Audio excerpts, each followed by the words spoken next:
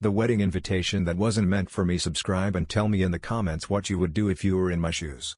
I never thought I'd be the type of guy to air his dirty laundry on Reddit, but what happened to me feels like something straight out of a twisted Netflix series. Imagine finding a wedding invitation on your own kitchen counter.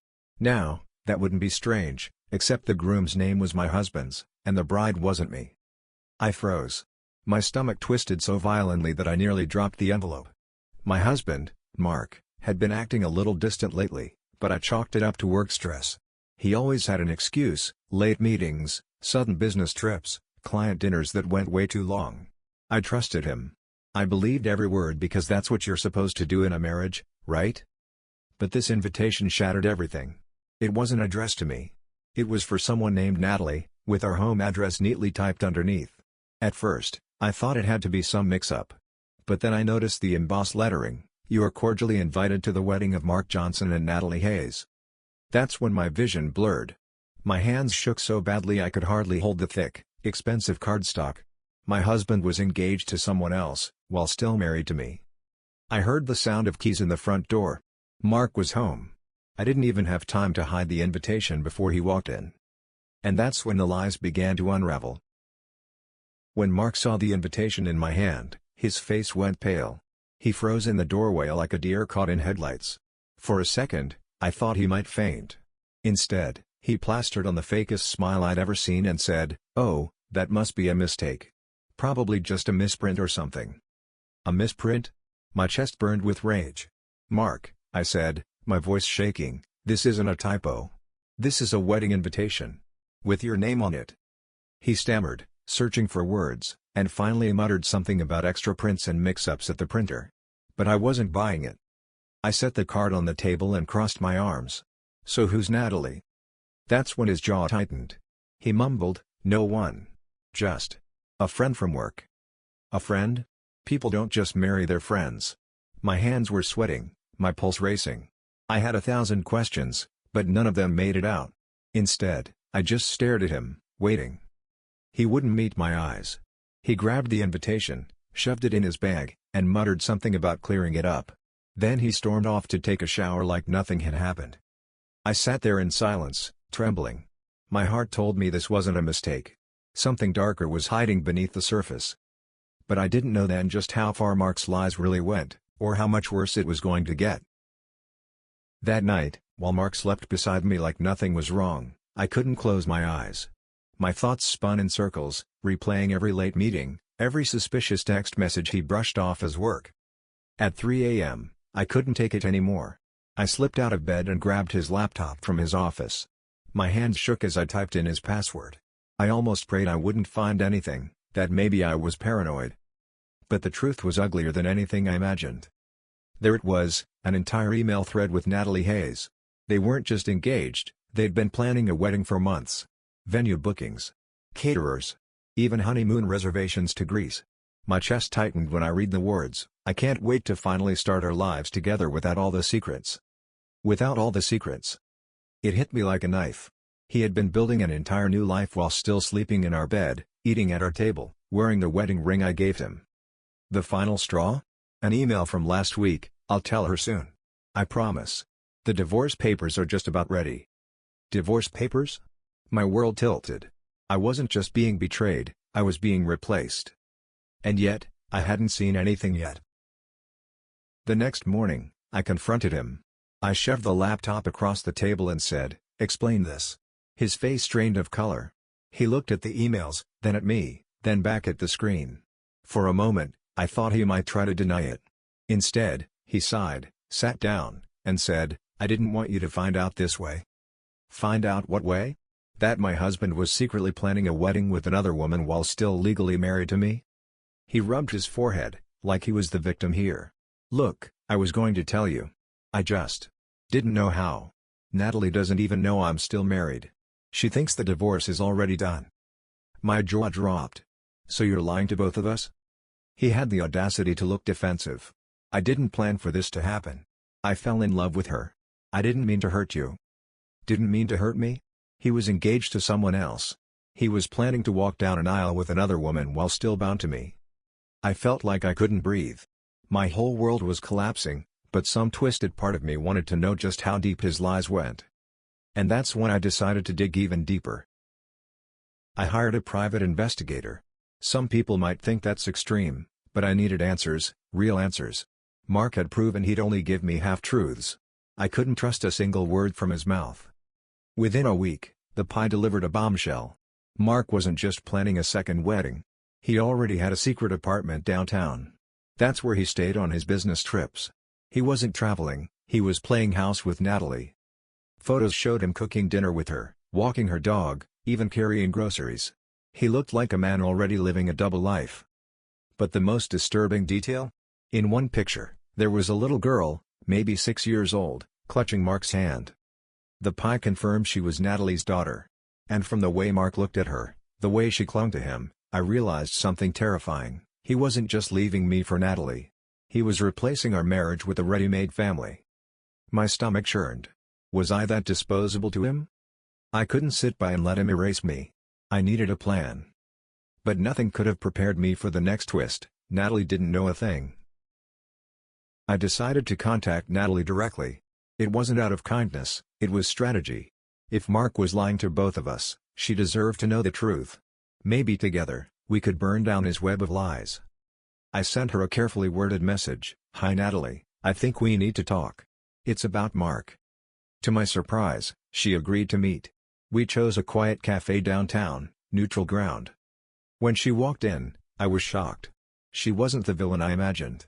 She looked tired, nervous, and, dare I say it, kind. She sat across from me, clutching her coffee like a lifeline. I didn't waste time. I slid my wedding ring across the table. "I'm his wife." Her face went pale. She blinked at the ring, then at me. "No. No," he said the divorce was final. I shook my head. "There are no divorce papers. He's been lying to both of us." Natalie's eyes filled with tears. She whispered, "Oh my God." That's when she told me something that made my blood run cold. Mark had proposed to her in front of her daughter. He had promised he'd be the father figure she never had. And suddenly, I wasn't just fighting for my marriage. I was fighting against a man who was willing to manipulate a child to keep his lies alive. Natalie and I sat in that cafe for 2 hours, piecing together the timeline of Mark's double life. She showed me her phone, texts full of love promises, pictures from their weekends together, plans for a house they wanted to buy after the wedding. He told her he was already divorced, that I was nothing more than a bitter ex trying to ruin things. I showed her the emails, the photos from the pie. Her hands shook as she scrolled through them. "I don't understand," she whispered. "How can someone live like this? How can he look me in the eye, look my daughter in the eye, and lie so easily?" I didn't have an answer. But I knew one thing: Mark had underestimated us. He thought we'd never talk. He thought his lies would keep us divided. But instead, we were uniting against him. Natalie leaned forward, eyes blazing. "We need to expose him." My heart pounded. "Are you saying?" She nodded. "We'll crash the wedding." And in that moment, I realized this story wasn't just about betrayal anymore. It was about revenge. Planning the takedown felt surreal. It was like plotting a heist movie, except the prize wasn't money, it was truth. Natalie had access to the wedding guest list, seating arrangements, even the DJ's playlist. I had the marriage certificate, proving Mark was still legally bound to me. Together, we crafted a plan. Step 1, let the wedding proceed as planned. Step 2, show up uninvited. Step 3, reveal everything in front of everyone he cared about. The risk? Enormous. But the payoff? Watching his carefully constructed house of lies crumble in public. The hardest part was staying silent in the days leading up to it. Mark acted normal at home, kissing my cheek, asking what I wanted for dinner. It made my skin crawl. Every touch felt like poison. Meanwhile, Natalie played her role too. She smiled at him, accepted his flowers, pretended everything was fine. She was an incredible actress. The night before the wedding, I barely slept. My heart pounded so loudly I thought it might burst out of my chest. I kept asking myself, was I doing the right thing? Or was I about to humiliate myself in front of 100 strangers? But then I thought of that little girl. Of the lies. Of the way he tried to erase me. And I knew, there was no turning back. The wedding day arrived. I stood outside the venue, my hands clammy, my knees trembling. Natalie was beside me, wearing a plain black dress, not a guest, not a bride, but an executioner of lies. Inside, music played. Laughter drifted through the doors. Guests clinked glasses of champagne, blissfully unaware of the storm about to hit. We waited until the ceremony began. The music shifted, the bridal march. My chest tightened. Natalie grabbed my hand. Through the open doors, we saw her daughter scatter flower petals down the aisle. And then came Mark, standing at the altar, smiling like the perfect groom. The officiant began to speak. "Dearly beloved, we are gathered here today." That's when Natalie and I walked in. Heads turned. Whispers rippled through the crowd. Mark's face went white. I held up the marriage certificate. My voice shook, but it carried across the room. "This wedding can't happen. Because he's already married. To me." The room exploded. Gasps echoed through the hall. Guests stood, craning their necks. Phones came out, recording the chaos. Mark stammered, his face drenched in sweat. This is a mistake. She's lying." But Natalie stepped forward. Her voice was steady, icy. "No, Mark. She's not lying. You are." She turned to the crowd, holding up her phone with screenshots of texts, emails, and photos. "This man has been living a double life. He lied to me. He lied to her. And he lied to all of you." The officiant froze, unsure what to do. The bridesmaids whispered furiously among themselves. The little girl burst into tears, clutching her mother's leg. Mark reached for Natalie, but she shoved him back. "Don't you dare touch me." The room erupted into shouting.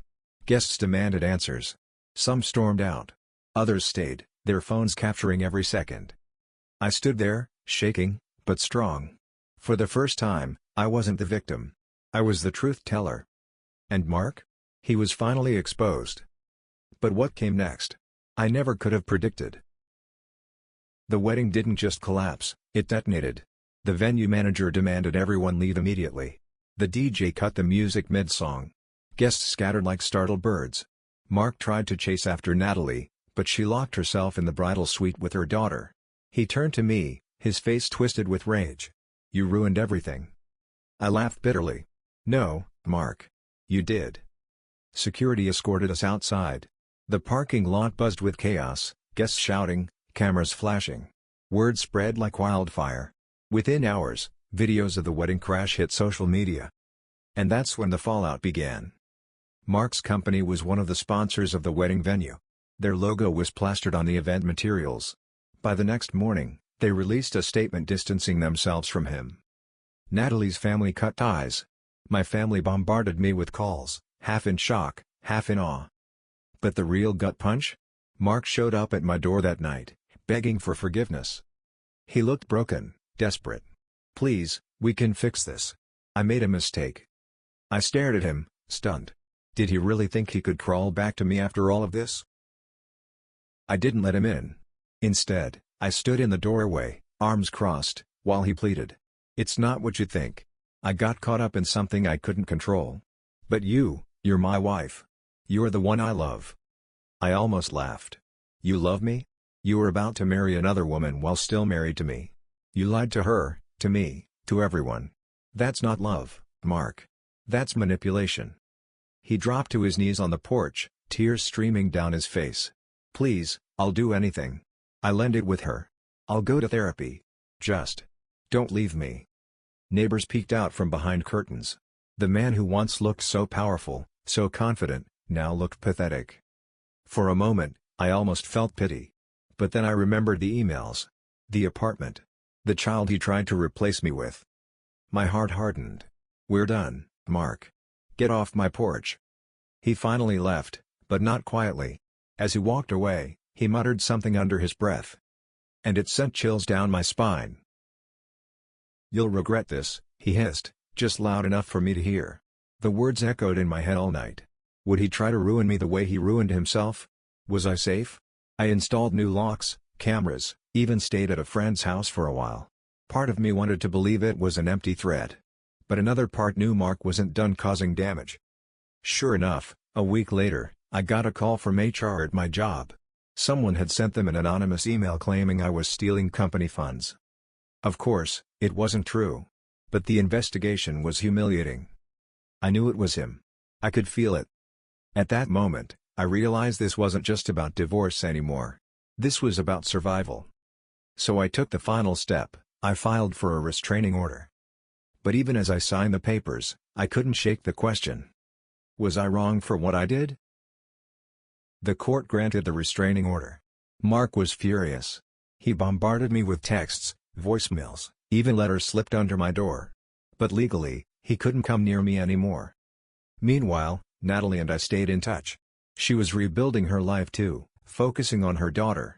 We weren't exactly friends, but we were allies in healing. Social media never let him live it down.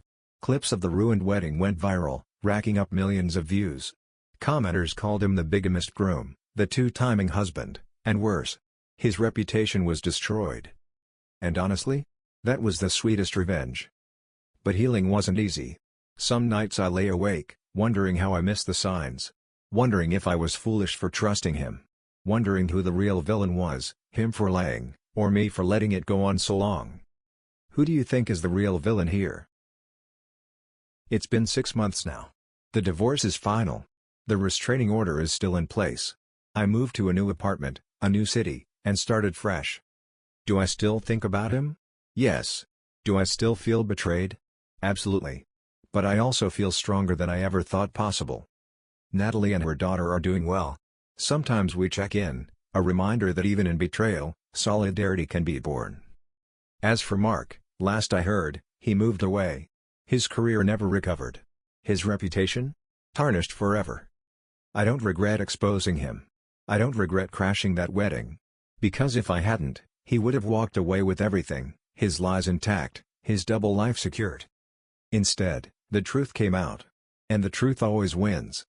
If you enjoyed this story, don't forget to subscribe, hit the like button, and stay tuned for the next drama.